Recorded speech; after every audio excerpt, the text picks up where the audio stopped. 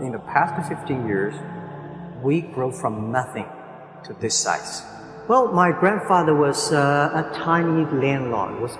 After liberation, was considered a bad guy. I know how tough it was when I was a kid. Failed a key primary school test for 2 times. And I failed 3 times for the middle school. You will never believe in Hangzhou, my city, there's only 1 middle school. No middle school accepted us because we were too bad. So I applied jobs for 30 times, got rejected. I went for a police, they said, no, you're not good. I went to even the KFC. When KFC came to China, come to my city, 24 people went for the job. 23 people were accepted. I was the only one guy. I applied for Harvard for 10 times, rejected. And there's no place you can learn English at that time. There's no books, English books. So I went to the Hangzhou hotel, now called Hangzhou Shangri-La Hotel, because that was the hotel can receive the foreign visitors. So every morning for 9 years, I showed them around as a free guide, and they taught me English. Got the internet in Seattle. And my friend opened a small office, which is like only 10% bigger than this room. There are a lot of computers in there. What is internet? He said, search whatever you want. At that time, they used Mosaic, very slow. And I said, I don't use it. I don't want to type because computer is so expensive in China. If I destroy it, I cannot pay. He said, just to search it. So I searched the first word of beer, and I see beers from Germany, beers from USA, beers from Japan, but there's no beer from China. And I say, okay, type the second word is China, no data. So I talked to my friend, why not make something about China? So we made a small, very ugly looking page. We launched it at 9:40 in the morning. 12:30, I got a phone call from my friend. He said, Jack, you got 5 emails. People are so excited. Where are you? This is the first time I see a Chinese website on that. How can we can we do something together? So I think this is something interesting. We should do it. Internet is global. We should have a global name. And a name that, interesting, like at that time the best name is Yahoo. I've been thinking for many days, certainly Alibaba is a good name. So I happened to be in San Francisco that day. And I did have a lunch, and the waitress came. I asked her, do you know about Alibaba? She said, yes. I said, what is Alibaba? She said, Open Sesame. Good. I asked about 10, 20 people. They all know about Alibaba, 40 Thieves, and Open Sesame. And I think this is a good name. For first 3 years, Alibaba is just like e-marketplaces for information. What you have, what I have, we talk a lot of time, but don't do any business. Because there is no payment. I talked to the banks. No banks want to do it. Banks say, no, this thing never works. I don't know what to do. Because if I start to launch a payment system, it's against the financial legal laws.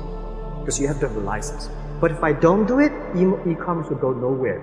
So then I went to Davos. I listened to a leadership discussion. Leadership is about responsibility. And after I listened to that panel, I give a call to my friends, my colleagues in my apartment. Do it now, immediately. If something wrong, the government not happy about that, if one body has to go to the prison, Jack might go to the prison. Because it is so important for China, for the world, to build up the trust system. And if you do not do it, I said, and do not do it properly, stealing money, money wash, no trust record, I send you to prison. People don't like it. So many people I talked to at that time for Alipay, they say, this is the stupidest idea you have ever got. Now we have 800 million people using this Alipay. I think if the company always think about picking money from out of the government pockets, that company is rubbish. 1999, year 2000, and even at the Yahoo time, a lot of people say this Jack is crazy. He's doing something that we don't understand. A lot of venture capitalists give you money because there is such an American model already there. But they say, Alibaba, we don't see this kind of model. I remember my first time in Time magazine, they call me Crazy Jack. And I think crazy is good. We are crazy, but we're not stupid. We know what we are doing. But if everybody agree with me, if everybody believes our idea is good, we have no chance. At the beginning, I never thought, I thought when I was young, I said, everything's possible. Now I know not everything's possible. When you have something, you have to think about, you have to consider about the others. You have to consider about the customer, society, the employees, the shareholders, society. There are so many things that I think if you continue to work hard, there's possibility. I just feel that I'm enthusiastic about what we are doing. At the beginning, for the first 5 years, I just want to survive. But later, I think, wow, so many people's lives changed. I was so excited.